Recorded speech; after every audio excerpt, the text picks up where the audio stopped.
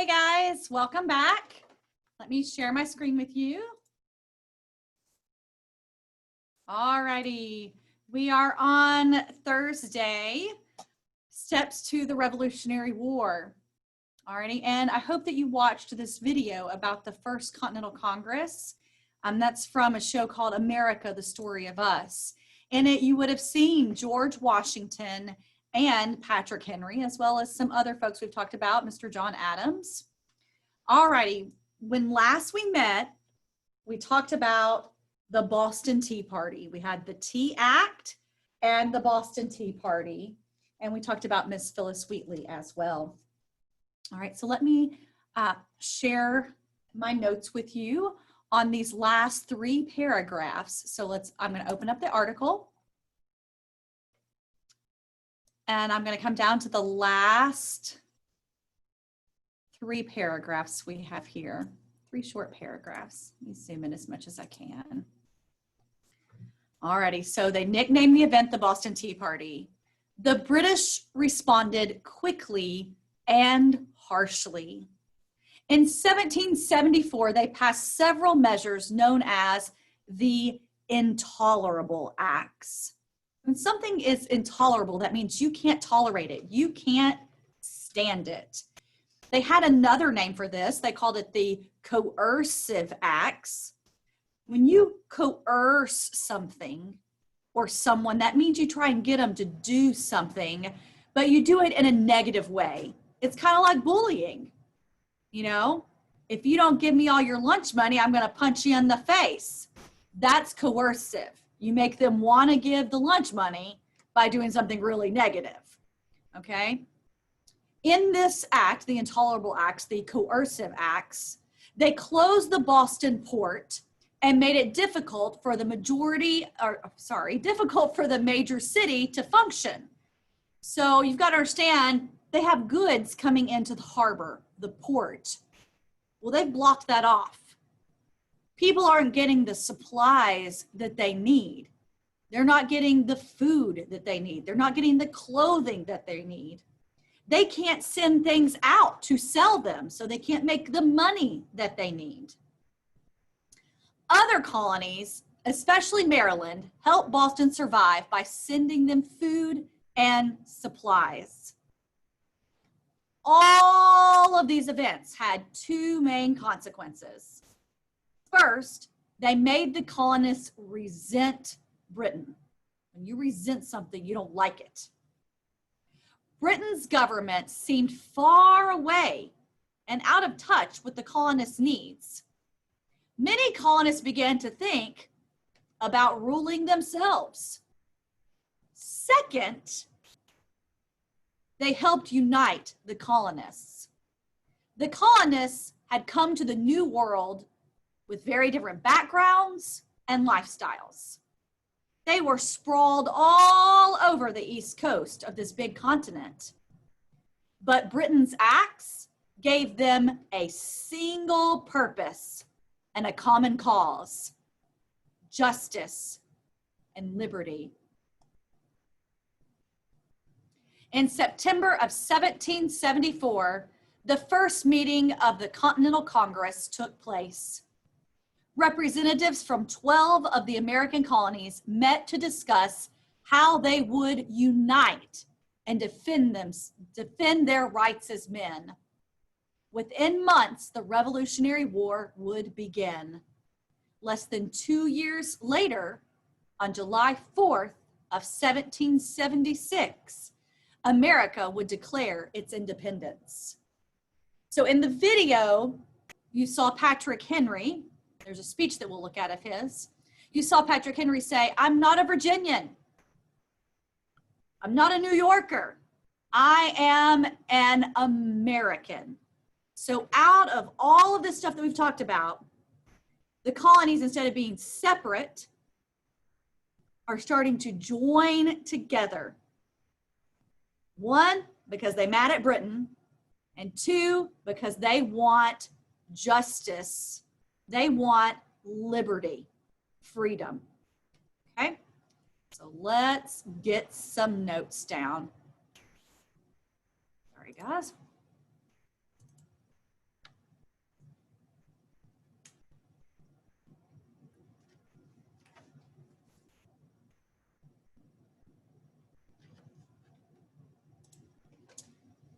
Okay, so after, oh, I'm on the wrong spot. After the Tea Act, we had the Boston Tea Party. We took a note on Phyllis Wheatley. I've got to flip to the next page because I'm out of space. Try and keep yours organized. It kind of goes down like a list. If you take good notes and stay organized, you'll do well on the quizzes.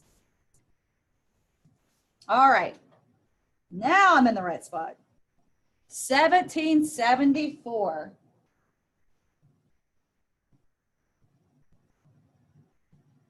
Intolerable / coercive.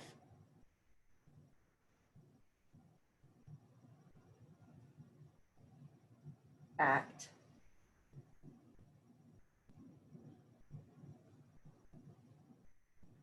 And the reason it has two names is the colonists called it intolerable, meaning we can't tolerate it. This is terrible. And the British called it coercive, meaning, well, if you won't play nice, we're going to convince you to do this by using force. Okay. So the British punished Boston for the Tea Party. That's why this went into place.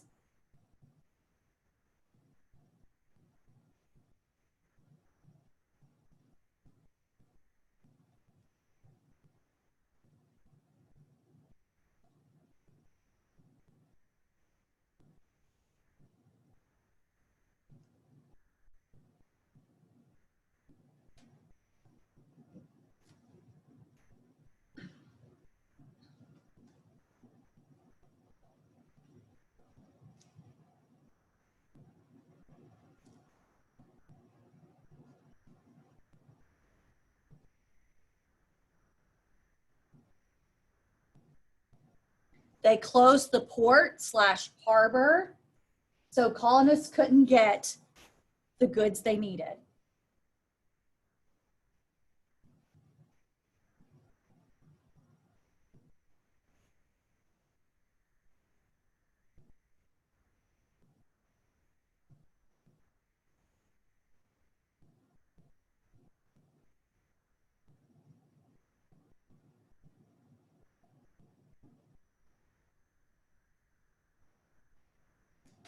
So they couldn't get food, they couldn't get clothing, they couldn't sell stuff, they couldn't get things in or out of Boston. Several folks were losing their jobs. But you might be like, yeah, so what, big deal. No, it was a big deal because if you don't have your job, you can't pay for what you need. All right, so I'm gonna draw a little picture to go along with this one. All righty, I'm gonna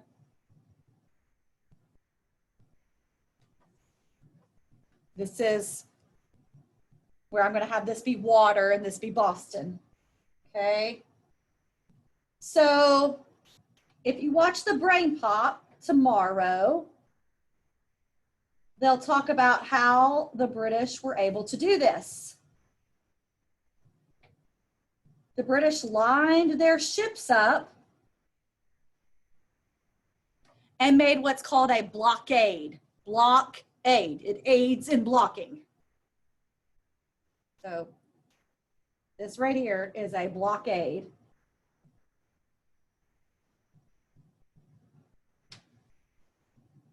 So this is water out here. Yay, water. You shall not pass. This is Boston Harbor.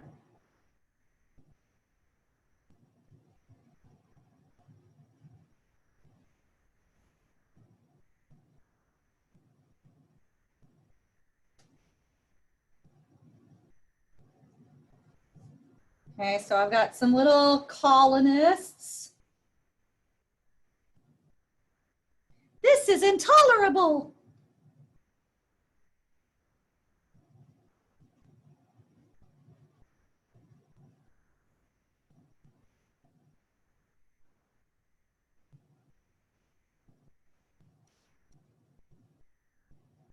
Little house.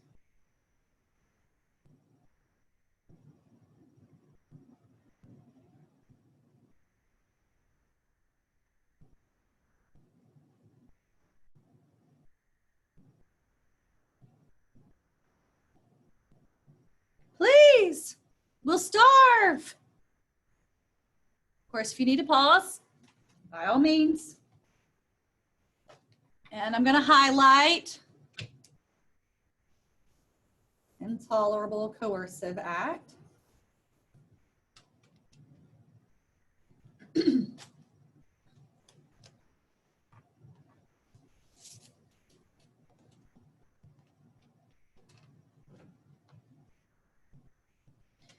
From the book George versus George, it says the port closure quickly put huge numbers of Bostonians out of work. People were afraid they would starve. Other colonies scrambled to help by sending food, clothing, and flocks of sheep. Americans smuggled at least 5,000 chests of tea from Holland alone. They also smuggled in gunpowder. Bostonians began to think of war. As the siege continued, people all over the colonies became more and more alarmed.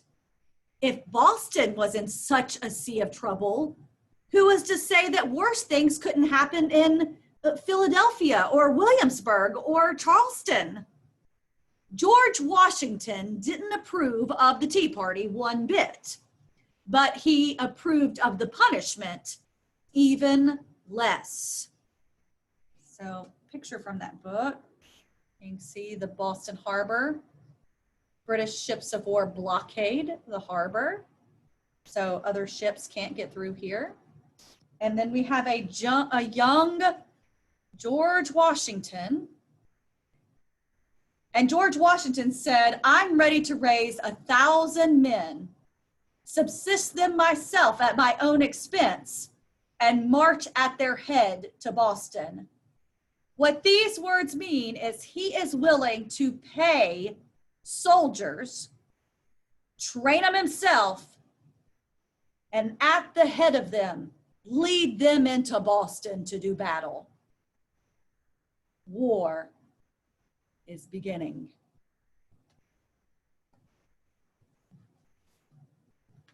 So enter George Washington. If you want to draw a fancy picture of him, by all means. I'm going to do a little stick figure George Washington. Let me see if I can at least get his hat. Make a V. I'm going to do a little. Okay, that's silly. Maybe give him some cool hair. All righty, so George Washington enters the scene here. Now, he's been around in our history. He was in the French and Indian War. But here's where George Washington really flips sides, because he was a British officer. But now he is an American landowner. And he says, if they can do this in Boston, they can do this in my home. Nuh-uh. I'm ready to raise troops and lead them to Boston. So this is his reaction to it. George Washington.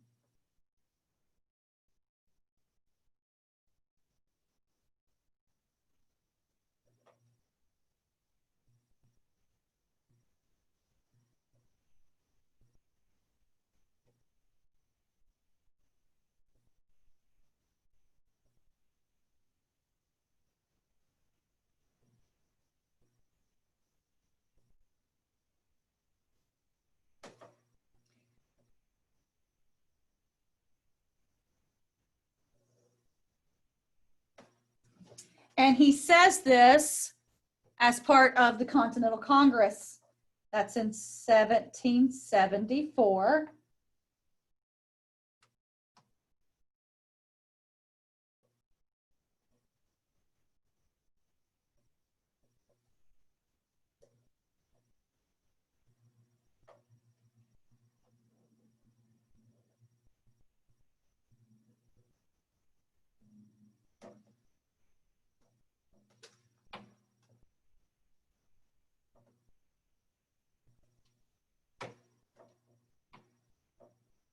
Got a big word here, representatives.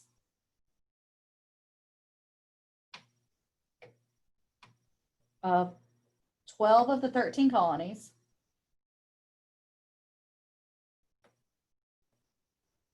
united, came together,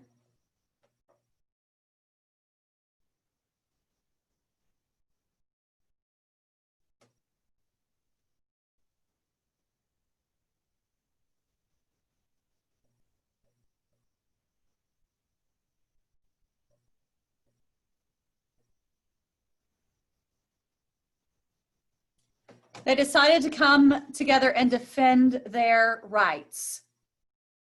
Boston was the final straw. We've already had the Boston Massacre. You've already taxed us. You've moved soldiers into our homes, onto our streets. And then Patrick Henry also speaks, and he says, we can't go back from this. They're already killing us.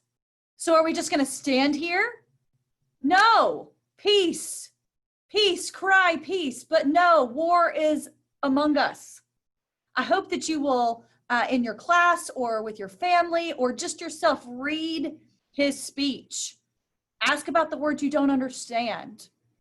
It's a pretty powerful speech. And in it, he says, give me liberty or give me death. Meaning, I'm not going to stand for this any longer. I want my freedoms, my rights as a human being, or I will die fighting for them.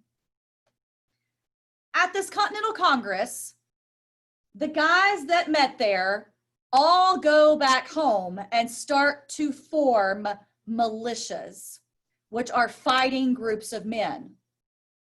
So they're not going home to make peace anymore. They're going home to start training men to fight. So we've got to add that in here, even though it's not mentioned in the article.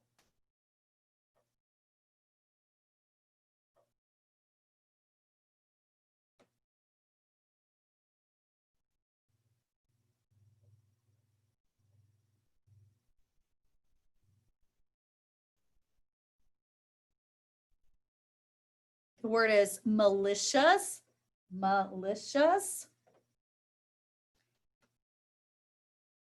And a lot of the men at the time that were in the militias became known as minute men. And it's my understanding that they were known as minute men because these were not soldiers. These were farmers and shopkeepers and dads and brothers that lived at home. But if the town were under attack, they would need to be able to wake up out of their bed at home and get ready and grab their weapons and be ready to fight within a minute. So they were minute men.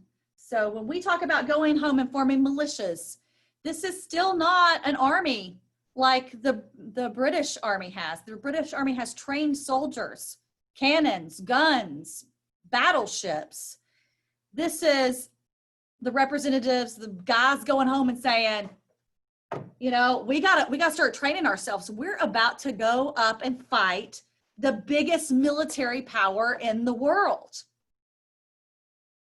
Think about it. How brave they must have been to have made this decision. That they are going to try and go up against the biggest military power in the world. Kindergartner going to go fight the senior in high school. They're going to go poke the bear. Britain is the big bear, claws and all, and they're going to go poke it. They're done. They are tired of the taxes and the soldiers and the killings. So at the Continental Congress, we also have to get Patrick Henry. I've run out of space. I would have loved to have him near that because George Washington and Patrick Henry go in with this. That's why they're mentioned here, because they have big contributions. So here's my Patrick Henry. Maybe he needs one of those little like ponytails. You know, guys like to wear that little, there we go. We'll call him Patrick Henry.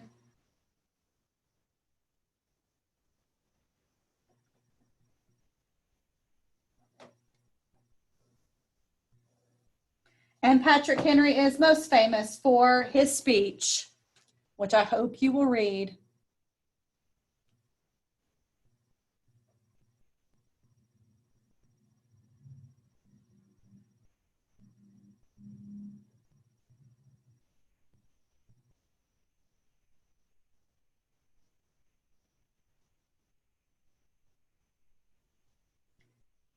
Give me liberty, or give me death. Meaning I will fight. If you're going to take my freedoms, I would rather die. I would rather go to war. And it's his words and George Washington's words at this Continental Congress that convinced them all to go and prepare for war. Next week, when we meet, we will talk about the first shots fired at Lexington and Concord. See you then.